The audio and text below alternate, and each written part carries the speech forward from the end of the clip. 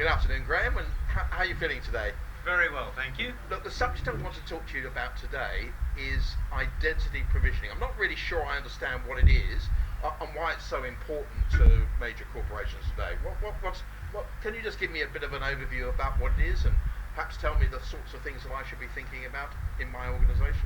Yes, it's absolutely crucial for organizations to get their provisioning right because, quite frankly, most organizations waste a lot of money because they've not done it properly.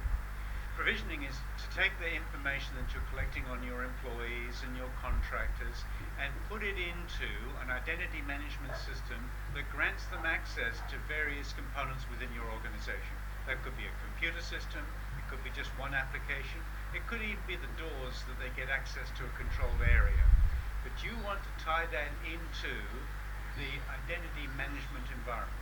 And the identity management environment is provisioned from something.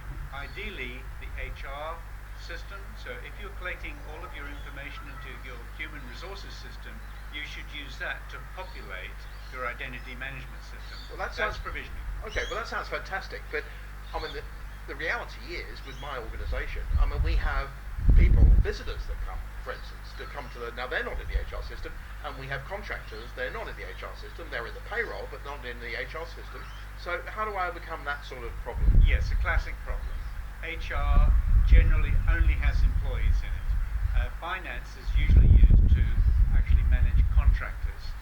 In that instance, you either need to put the contractors into the HR system as well, or you need to have a separate contract management system that also populates the identity management environment. Okay, so it's not, provisioning doesn't mean just HR system to this identity management system. You can actually have multiple systems, like synchronizing, if you like, information from their system into the identity management system. Yes. And that's part of what provisioning is all about. Yes.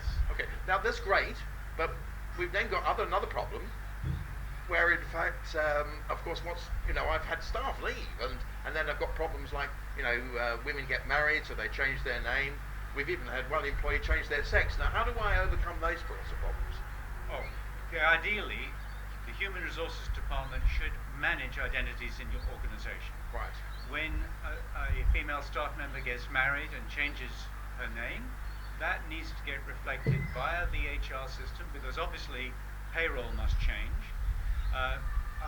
In terms of transgender activity, again, the HR system needs to be updated to reflect that new status, and that would need to drive the provisioning system, which is all the more reason why you need to tie the HR system into your provisioning system. So I get the impression that the identity management system is sort of almost like listening in real time to the different applications, like a change log or something, and detecting changes. Is that how it works? Absolutely, and this brings to the next point, which is attestation. You need to provide your managers some way of knowing what access their staff have to various systems within the organization. You need to, on a regular basis, provide them a report that they can check and say, yes, that's correct, or no, this person has left my department, so it needs to be updated. Right. And that is called attestation, and it's one area that Australian companies in particular are very poor at actually accomplishing. Okay, well, another problem I came across, I remember I worked with one organisation, and I found it was absolutely amazing. We had this Active Directory, which we use for all our network authentication.